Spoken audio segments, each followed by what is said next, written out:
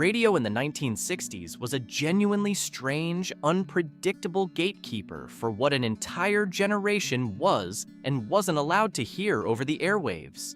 A single word, a suspicious rumor, or even a mumbled lyric that nobody could actually understand in the first place was sometimes enough to get a perfectly innocent record pulled off the air entirely, no explanation required. So, today, we're counting down 13 banned rock songs from the 60s you must hear for the first time in 60 years. Number 13, Louie, Louie by the Kingsmen. Released in 1963 on a small regional label, this raw, sloppily recorded cover of an obscure Richard Berry song became an unlikely smash after a Boston disc jockey played it on his show and dismissively called it the worst record of the week, a backhanded joke that somehow sent the single climbing all the way to number 2 on the Billboard charts by the end of that same year.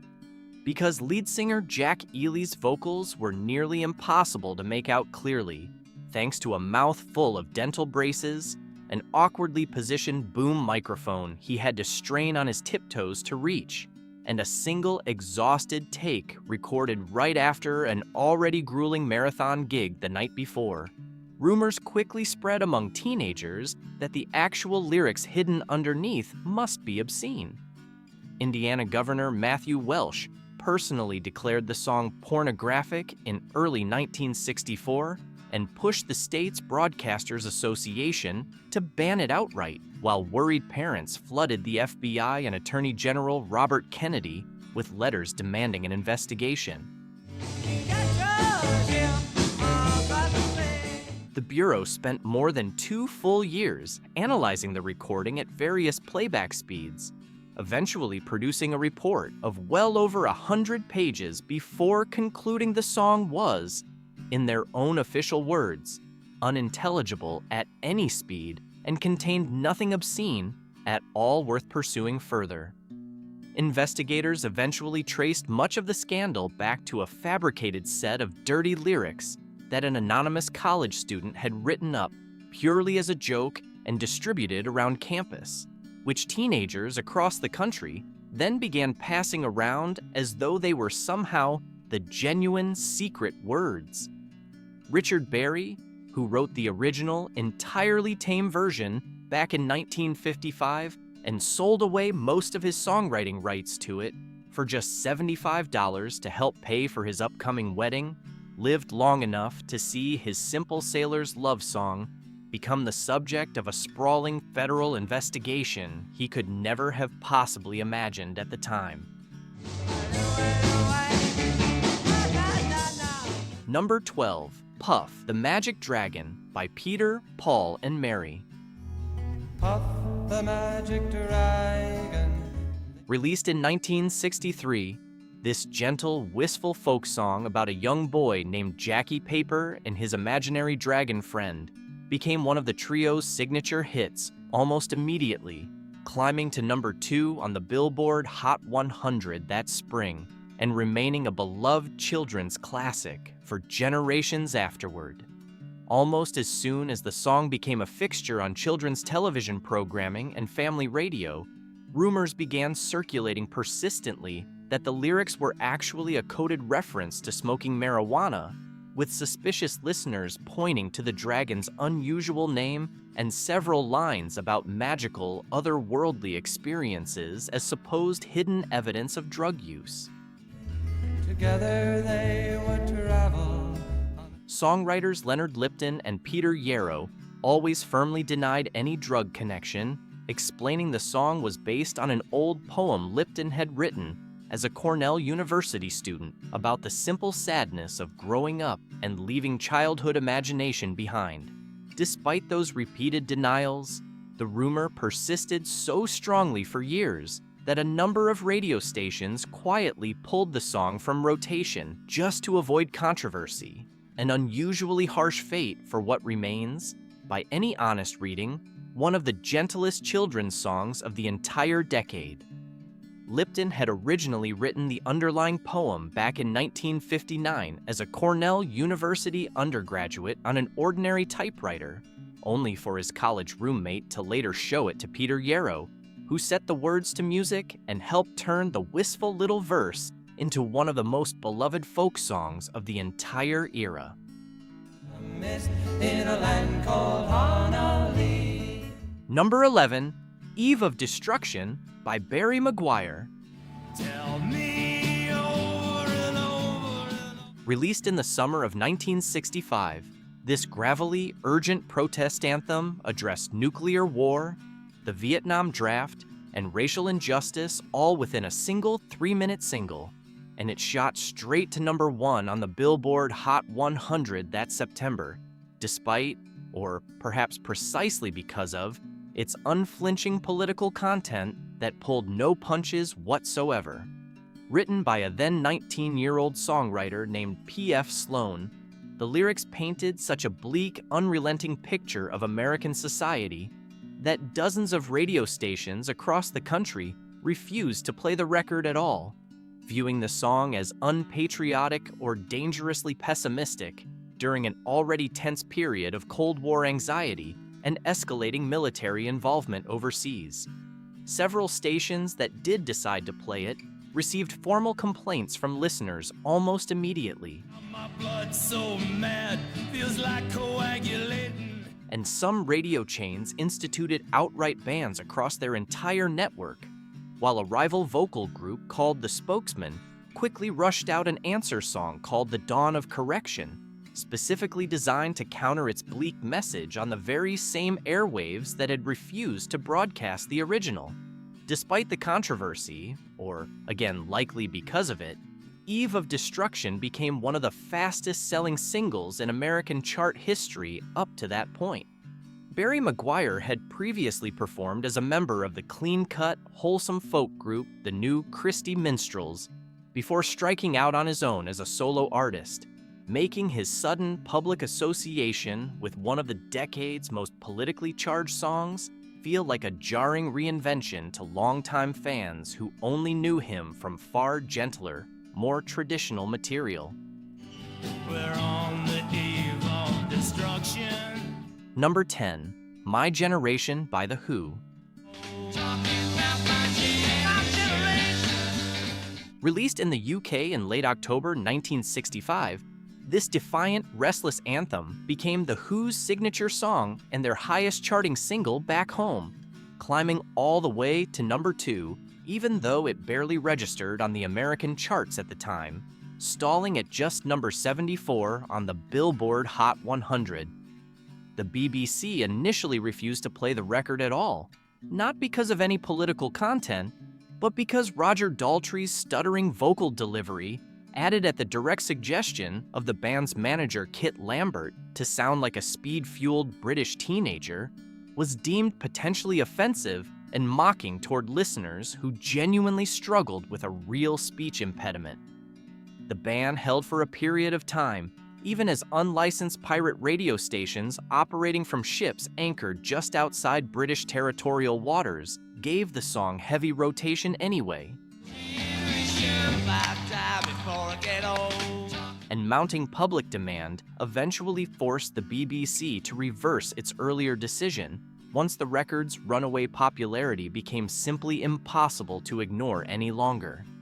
Daltrey himself has said the stutter came about almost by accident, since he simply couldn't hear himself clearly through the studio monitors and was struggling to fit the lyrics to the music in real time. The song later became infamous for an entirely different reason during a 1967 appearance on the Smothers Brothers Comedy Hour, when drummer Keith Moon secretly overloaded his bass drum with far more explosive charge than the crew had planned for, resulting in a blast so powerful it singed Pete Townshend's hair on camera and reportedly contributed to permanent hearing damage he dealt with for the rest of his career. Number 9, Society's Child by Janis Ian. Come to my door, baby. Written when she was just 14 years old and released as a single in 1965 before finally breaking through commercially in 1967, this stark, unflinching folk song told the story of a teenage interracial relationship, torn apart by a disapproving mother and an unforgiving, small-minded town unwilling to accept it. The subject matter proved genuinely explosive for the era, and radio stations across large parts of the American South refused to play the record at all, with some station managers going so far as to threaten individual disc jockeys who dared put it on the air without permission. The song's fortunes changed dramatically after composer and conductor Leonard Bernstein featured Ian performing it live on a nationally televised CBS special about modern American music, exposing the song to a massive new audience almost overnight. I could understand your tears and your shame. Ian has said in later interviews that the backlash was often deeply personal, including hate mail and even a bomb threat called into a radio station preparing to air it. A shockingly hostile response to a song written by a teenager still years away from being able to vote. Her original label had actually dropped the record entirely after early distributor pushback made them nervous about the subject matter, and it took the song's re-release on the Verve Forecast label, combined with Bernstein's high-profile endorsement on his 1967 television special Inside Pop, The Rock Revolution, to finally push it into the national top 20 a full 2 years after it was first recorded. But honey, he's not our kind. Number 8, 8 Miles High by the Byrds. Released in the spring of 1966, this jangling, genuinely psychedelic single blended free jazz-inspired guitar work with lyrics the band always insisted were simply about an ordinary transatlantic flight to London, directly referencing the actual cruising altitude of commercial jets flying that same route at the time. Despite those repeated explanations from the band, the influential Gavin Report, a widely followed radio industry tip sheet used by programmers nationwide, flagged the song as a likely drug reference in 1966, and numerous American radio stations quietly dropped it from their playlists soon after, or refused to add it to rotation in the first place. Byrds guitarist Roger McGuinn later expressed frustration that the band's honest description of an ordinary plane ride kept getting reinterpreted as a coded drug anthem, insisting the number 8 simply referred to the altitude in thousands of feet, where commercial airliners typically cruised on transatlantic routes at the time.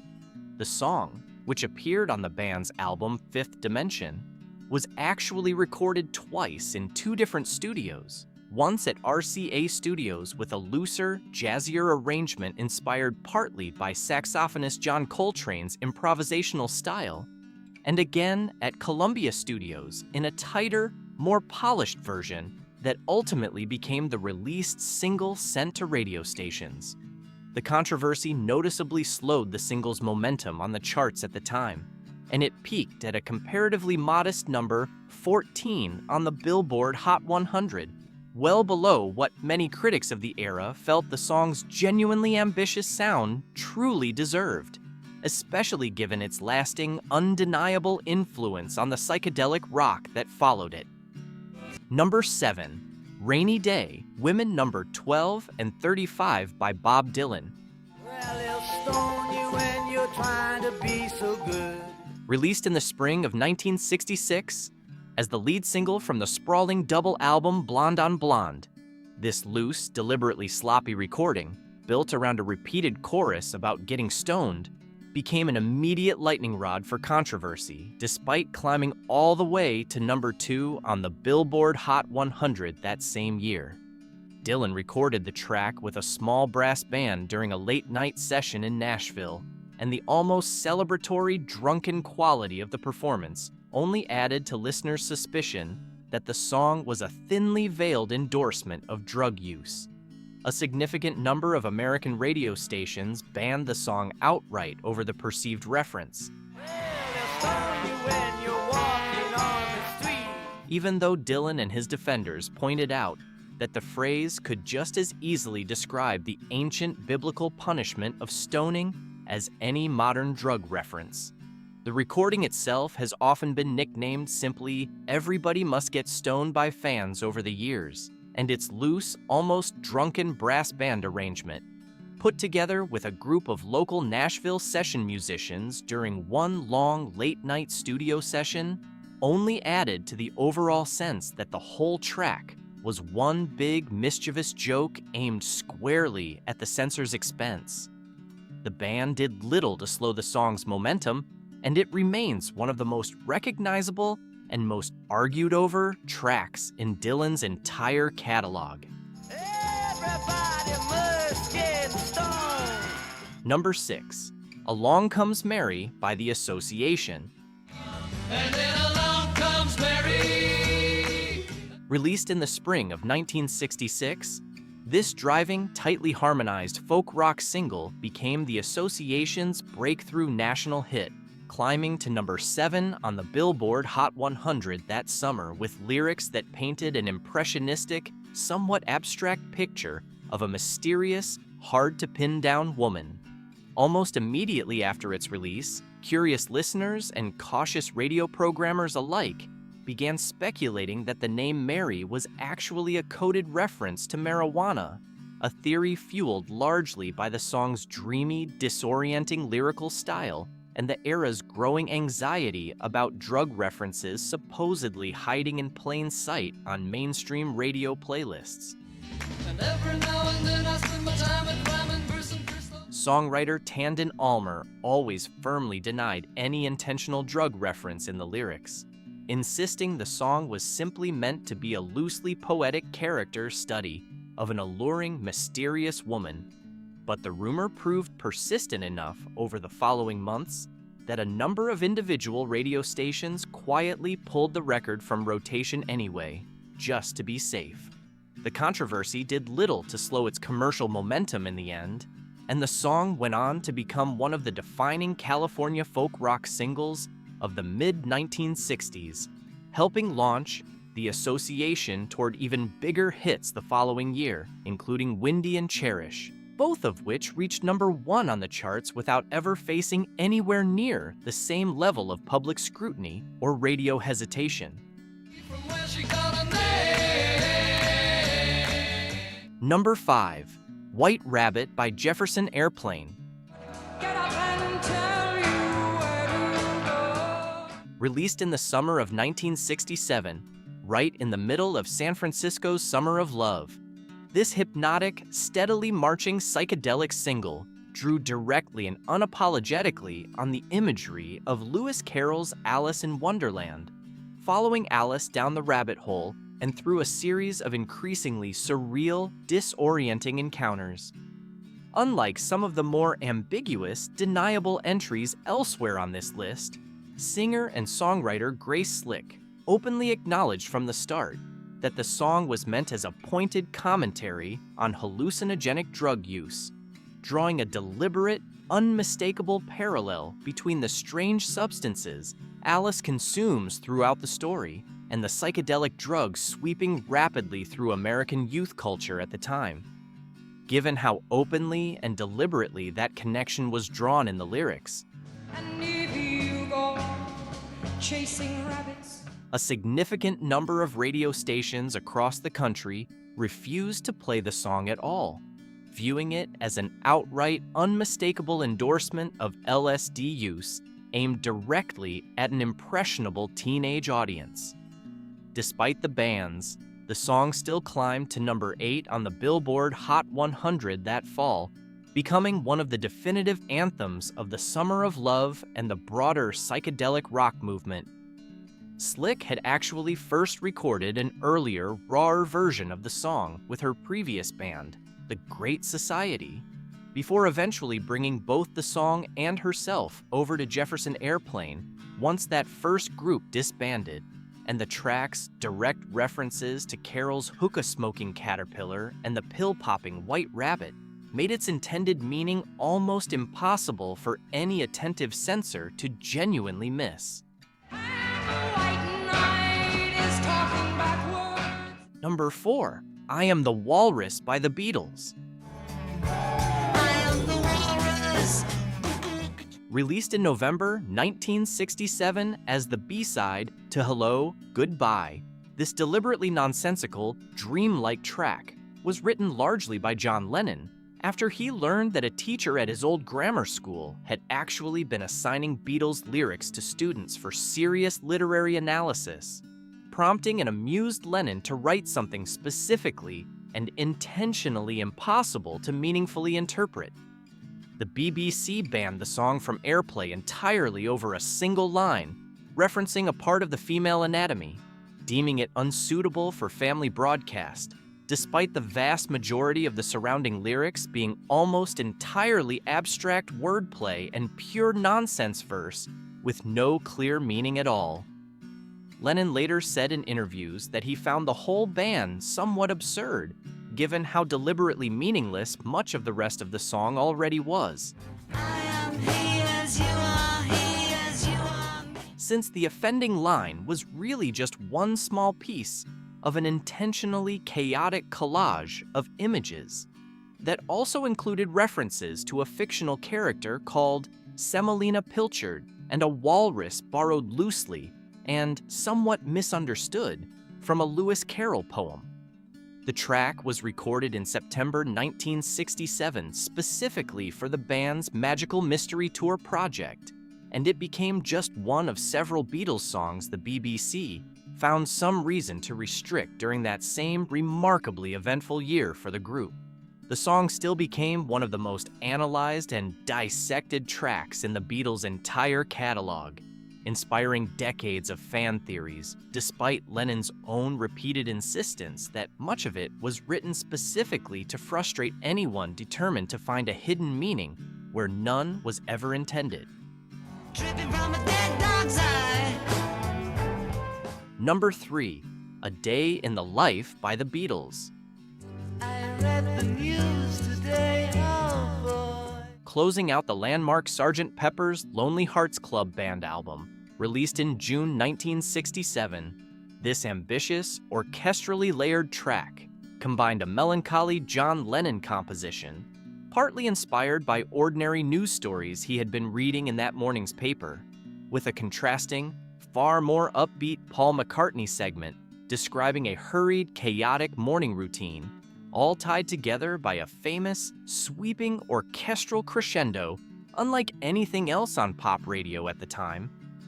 The BBC banned the song from radio play specifically over a line describing wanting to turn someone on, which the corporation interpreted as an unmistakable reference to drug use, despite the Beatles' insistence that the phrase carried a more general meaning about awakening awareness. Well, I just had to laugh.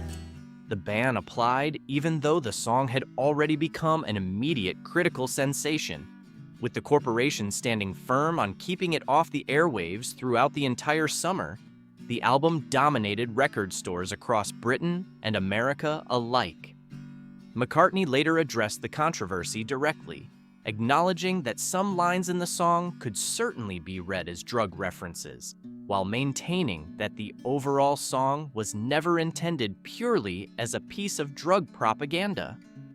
The track's famous orchestral crescendo, performed by a 40-piece ensemble that Beatles producer George Martin instructed to slide gradually from each musician's lowest possible note to their highest over a set, carefully measured number of bars, took multiple full takes to properly capture on tape, and remains one of the single most ambitious pieces of orchestration anywhere in the band's entire catalog. Having read the book. Number 2, Let's Spend the Night Together by the Rolling Stones. Let's spend the night together. Released in January 1967 as a double A-side single alongside the gentler Ruby Tuesday, this frank, unapologetically sexual track became one of the most heavily censored Rolling Stones records of the entire decade, banned outright by numerous American and British radio stations alike for its blatantly explicit subject matter. The controversy reached its absolute peak that same month when the band appeared on The Ed Sullivan Show, and Sullivan's own production team insisted Mick Jagger alter the lyrics on the spot to a far more innocuous phrase about spending time together rather than the night, a change Jagger reportedly agreed to only reluctantly under direct pressure and performed with visible, barely concealed irritation right there on live national television. Despite the various restrictions placed on it by nervous broadcasters, the song still managed to chart respectably on its own, reaching number 55 on the Billboard Hot 100. Don't you worry, that was on your mind, oh man. While its double A-side partner, Ruby Tuesday, climbed all the way to number 1 instead, largely because that gentler, far more romantic song faced absolutely none of the same controversy or airplay restrictions that dogged its counterpart. The televised compromise became one of the most talked about moments of rock censorship in the entire decade, remembered decades later as a symbol of just how tightly controlled mainstream broadcast standards still were, even as rock music itself grew increasingly bold. The song had been recorded the previous December during sessions for the album Between the Buttons, and grainy footage of Jagger visibly rolling his eyes while singing the sanitized replacement lyric on live national television has circulated among fans for decades, since as one of the era's most memorable small acts of quiet, cheeky on-air rebellion. Let's spend the night together now. Number 1, Je t'aime, moi non plus by Jane Birkin and Serge Gainsbourg. Je vais et je viens. Recorded in London in late 1968 and released as a single the following year in 1969, this breathy, unmistakably intimate French duet became one of the most widely banned records in the entire history of popular music. Built around a slow, whispered vocal performance that was almost universally interpreted as simulating an actual sexual encounter taking place between the two singers in real time. The BBC refused to play the song outright from the moment it was released. The Vatican's own official newspaper publicly condemned it as scandalous, and entire countries, including Italy, Spain, Sweden, and Portugal, banned it from broadcast entirely, and in several cases from retail sale as well. Ironically, the wave of international censorship only fueled public curiosity about the record even further, and it still managed to reach number 1 on the UK singles chart that fall, becoming the first and, for decades afterward, the only number 1 single in British chart history to be almost entirely banned from mainstream radio airplay at the very same time it topped the national charts through nothing more than sheer word of mouth and record store sales alone. Gainsbourg had actually first recorded the song 2 years earlier in 1967 with actress and then girlfriend Brigitte Bardot, who asked that the original version be shelved out of concern for her public reputation and her marriage at the time, before Gainsbourg revisited the concept with his new partner, Birkin, for the version that eventually shocked and fascinated audiences around the entire world. The Bardot recording remained completely unreleased for nearly 2 decades afterward, finally seeing official release in 1986, once public attitudes toward the song and toward frank depictions of sexuality on record had softened considerably in the years between. 13 songs. 13 very different and often genuinely surprising reasons broadcasters got nervous, ranging all the way from a single mumbled word buried in the mix to an entire international scandal that no single country's censors could ever fully contain on their own. It's a reminder that rock and roll spent much of the 1960s constantly testing and often quietly breaking exactly how far it could push against the rules of mainstream radio and polite broadcast standards. If any of these stories surprised you, Let us know down in the comments which one caught you most off guard. And if you enjoyed this trip back through one of music's most heavily censored decades, give this video a like and subscribe for more deep dives into the songs that quietly shaped the airwaves you grew up listening to.